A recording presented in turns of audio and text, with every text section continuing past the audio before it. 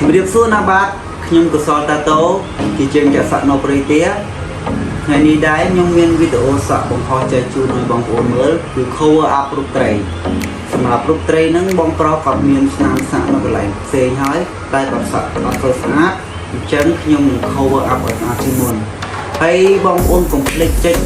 subscribe ជាវ channel YouTube របស់ខ្ញុំមួយផងដើម្បីជាកម្លាំងចិត្តដល់ឥឡូវបងប្អូនកុំឲ្យខាតពេលវេលាយូរទៅទស្សនាការងារខ្ញុំទាំងអស់គ្នាមើលបងនេះជារូបដែលតង់ cover up បងហើយនេះជាសកម្មភាពដែលខ្ញុំ online cover ជូននៅគាត់ឡើងវិញបងប្អូនហើយសម្រាប់រូបត្រីនេះដែរគឺខ្ញុំធ្វើអូសធ្នេ online ធ្វើឡើងវិញទាំងអស់បងប្អូនព្រោះអីគឺរូបដែលគាត់មុនដោយតែ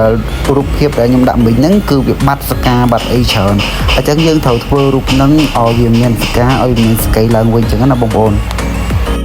សាក់ដែលចង់បានស្អាតយើងត្រូវចំណាយពេលវេលាយូរបន្តិចបងប្អូនហើយបើសិនជាបងប្អូនចំណាយខុសជាងយើងត្រូវឈឺសាច់អស់ពីរដងដូចដៃបងប្អូននេះអញ្ចឹងហើយយើងអស់លុយក៏ពីរដងដូចគ្នាហើយឈឺសាច់ក៏ពីរដងដូចគ្នាដែរបងប្អូនសម្រាប់ម្ដាយនេះគឺបងប្រុសគាត់សហការជាមួយខ្ញុំដែរបងប្អូនពួកអីទាំងពេលវេលាទាំងឈឺសាច់ត្រូវសហការមួយជាងដើម្បីឲ្យបានរូបដែលស្រស់ស្អាតបងប្អូនហើយនេះជាសកម្មភាពដែលខ្ញុំដាក់ color ព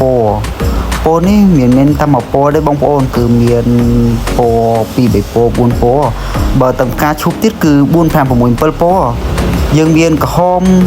មានខៀវមានលឿងមានទឹកក្រូចបើរូបត្រីនេះគឺ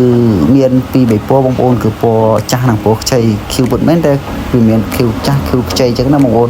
ហើយអធិស្ឋានបងប្អូនដោយសារតែសម្ដីសម្ដៅខ្ញុំអត់ចេះអធិប្បាយបងប្អូនហើយ background នេះគឺខ្ញុំត្រូវធ្វើឡើងវិញណាបងប្អូនហើយចំណែកសាក់គាត់ខាងលើនេះគឺខ្ញុំត្រូវជួសជុលគាត់វិញពុកនេះមិនដឹងថាស្ដាច់តោឬក៏ស្ដាច់ខ្លាកំណាចទេបងប្អូនអត់តន់ដឹងច្បាស់ហើយសម្រាប់ថ្ងៃហ្នឹងគឺយើង cover up បានតែប៉ុណ្្នឹងទេការជូកនៅបង្ហើយលើក្រោយអរគុណសម្រាប់ការទស្សនាវីដេអូរបស់ខ្ញុំបាទជួបគ្នាក្នុងវីដេអូក្រោយ